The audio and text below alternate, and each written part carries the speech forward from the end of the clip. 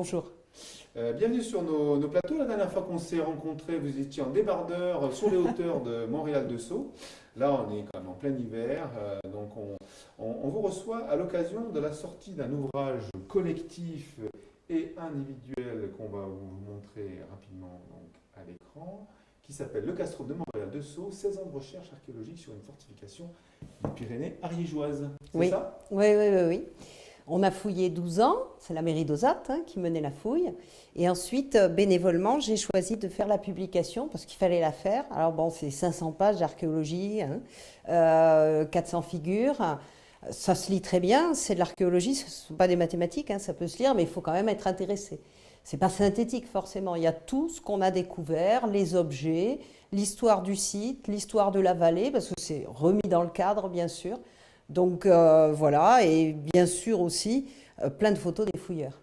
Oui, alors j'ai vu qu'il y avait des schémas, il y avait des photos, il y a toute cette expérience de 16 ans de recherche sur ce site qui est remarquable, qu'on oublie ou qu'on a tendance un petit peu à oublier parce qu'on est toujours sur la préhistoire, l'Ariège c'est souvent les grottes et autres.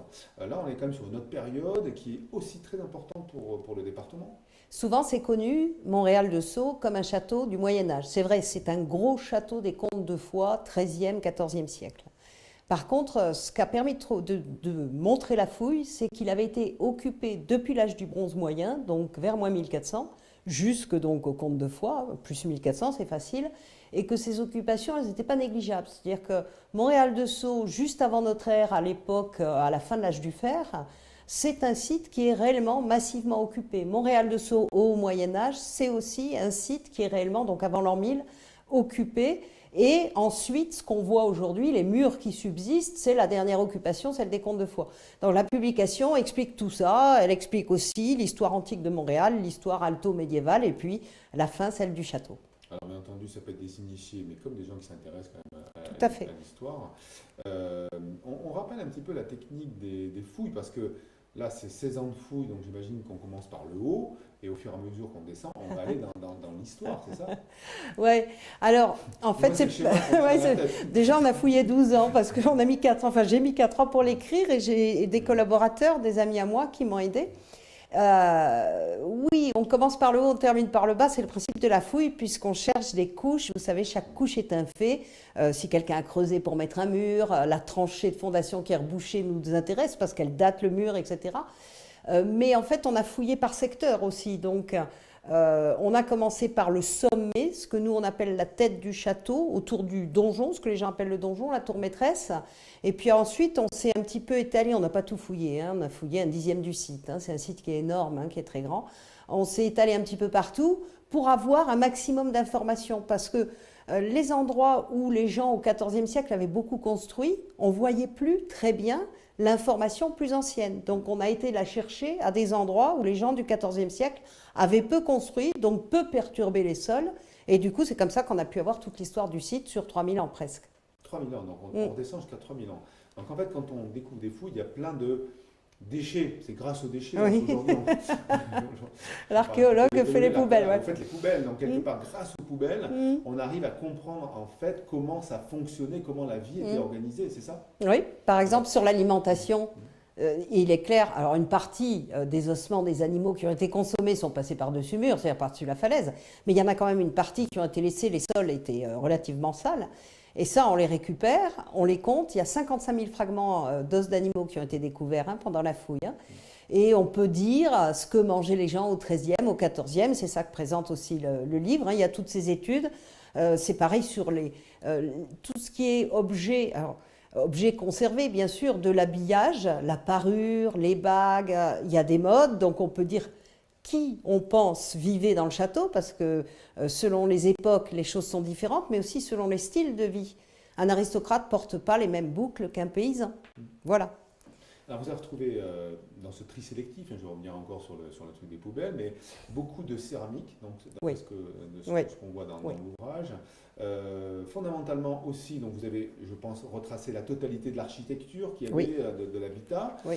Qu'est-ce qu'on trouve d'autre? Ce qu'on intéresse, c'est les pièces d'or ou les pièces de métal donc, qui a été travaillé en dehors de la céramique. Est-ce qu'on en trouve beaucoup ou c'est beaucoup plus compliqué? Ça dépend des époques. Il y a beaucoup de métal à partir du Moyen-Âge. du fer, des alliages cuivreux aussi, parce qu'il y a beaucoup de petites boucles en alliage cuivreux.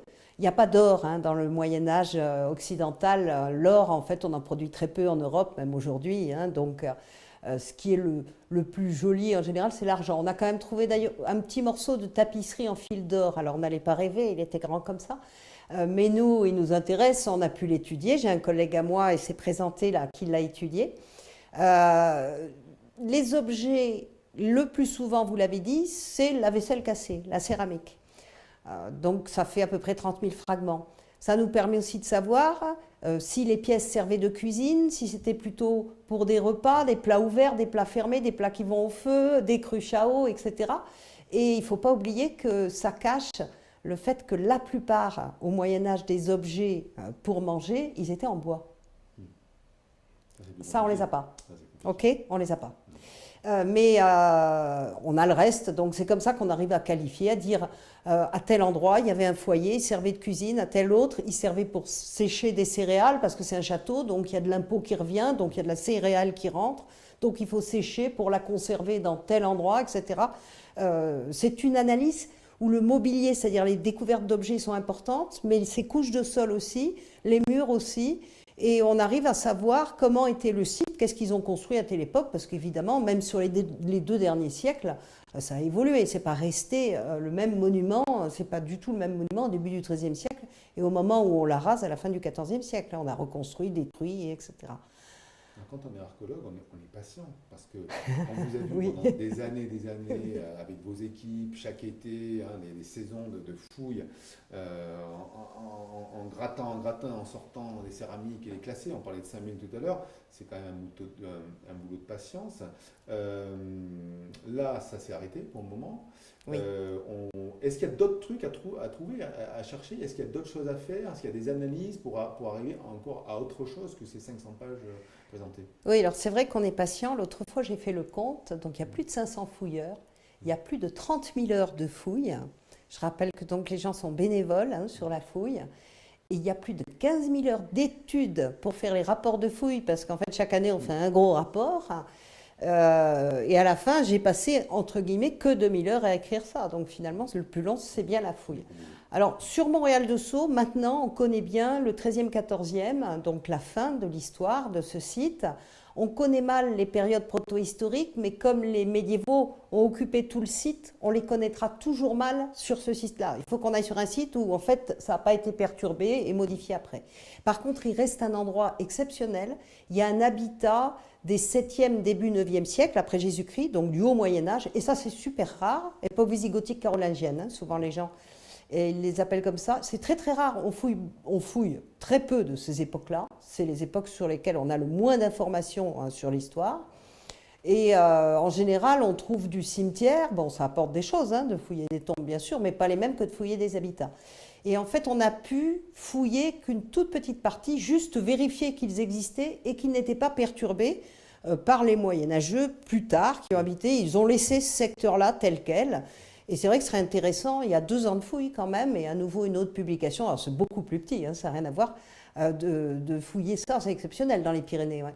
C'est vrai qu'en Pyrénées, on a un trou de l'histoire, on a la préhistoire, on a 13e, 14e siècle, et puis au milieu, oui, on ne sait plus trop ce qui s'est passé. Je suis vraiment d'accord avec vous, j'ai repris une étude des fortifications plus anciennes que le 13e, 14e, je prospecte. Je trouve des sites qui sont entre le 8e et le 11e, 12e siècle. J'ai très peu d'informations dessus et c'est vrai qu'il faudrait les fouiller pour en avoir. On n'a pas grand-chose sur le haut Moyen-Âge et même ce qu'on appelle, nous, le Moyen-Âge central, c'est-à-dire l'an 1000. Sur les Pyrénées, on connaît mieux la fin du Moyen-Âge et les périodes ensuite. Bon, la préhistoire pour partie aussi, parce que les préhistoriens vont vous dire on ne connaît pas grand-chose en fait. Mais il y a encore beaucoup de travail à faire. Alors, en dehors du travail archéologique, on voit, je pensais à la préhistoire, on en parlait aussi, c'est qu'aujourd'hui, l'Ariège a plein de grottes et de sites préhistoriques qui font du tourisme aujourd'hui à Ariégeois, des gens qui viennent découvrir en fait ce qu'on était il y a des millions d'années. Les fouilles, donc c'est 12 ans de travail, c'est un travail scientifique. Est-ce qu'il peut y aura-t-il une exploitation, ou est-ce qu'elle existe actuellement, touristique de tout ça? Le château, il est ouvert depuis le début. Quand il y avait les fouilles, il attirait beaucoup de gens parce que chaque année, il changeait. Et puis en plus, on venait voir les fouilleurs, voir. C'est ouvert à tout le monde, les fouilles. On a fouillé avec les enfants, avec des personnes âgées, avec tout le monde. Il est toujours ouvert, il y a toujours des panneaux, une vingtaine de panneaux, donc c'est un sentier thématique. Et les gens donc, peuvent y aller. En plus, c'est un super point de vue sur la Haute-Vallée. C'est vraiment très très beau. Donc, même si on ne s'intéresse pas au château en tant que tel, c'est une balade familiale qui a vraiment un grand intérêt. Oui, il y a 20 minutes de montée. Ça, c'est suffisant pour faire un peu de sport, mais pas trop s'embêter. Donc, les gens peuvent y aller. Ouais, c'est vraiment un très très joli site avec un très beau point de vue. C'est un gros sommet au-dessus d'Ozadbic de Sceaux, donc vallée affluente de la vallée de l'Ariège en Haute-Ariège. C'est pas très très dur à trouver, un peu partout sur Internet, sur les cartes, etc. Ça y est. D'accord. À la Maison des Patrimoines, on a des traces de ces travaux, des photos, on peut vous rencontrer. Parce que c'est bien les panneaux, mais à un moment donné aussi, on aime bien les guides. Je sais que Noémie, bon, elle se balade un peu partout. Est-ce qu'on aura la chance d'avoir des guides qui expliqueront ce qui s'est passé Alors, à la Maison des Patrimoines, oui, il y a un animateur qui peut proposer des visites guidées. En plus, on a une exposition avec une partie du matériel, parce qu'il y a 120 000 fragments d'objets, et une analyse. Et ils sont d'ailleurs dans cet ouvrage. On a fait des dessins sur le 13e, 14e pour représenter le château tel qu'on pense qu'il était, forcément avec son lot d'erreurs, vous comprenez. Et ces dessins sont exposés à la Maison des Patrimoines, donc on peut venir les voir. D'accord, c'est super. La suite ? Moi, j'espère bien fouiller l'habitat d'époque visigothique et carolingienne. Mais il y a d'autres sujets en Ariège, les grottes fortifiées, d'autres sujets dans le Moyen-Âge qui plaisent. Parce que l'intérêt vraiment de ce type d'opération, c'est que c'est participatif, c'est que les gens participent, tout le monde peut participer et finalement tout le monde s'approprie son histoire. Et c'est une aventure humaine que de fouiller avec des gens comme ça du coin qui est fantastique. Enfin, moi, j'ai beaucoup apprécié ces moments. Ça restera gravé à jamais vraiment dans ma tête. Donc, les plus intéressants restent aujourd'hui les sites de l'an 1000, la partie visigothique carolingienne de Montréal, c'est probablement le plus intéressant de tout, et puis les grottes fortifiées si c'est possible. J'espère pouvoir faire ça. Bon, eh bien on espère aussi. Moi aussi, Merci. Merci.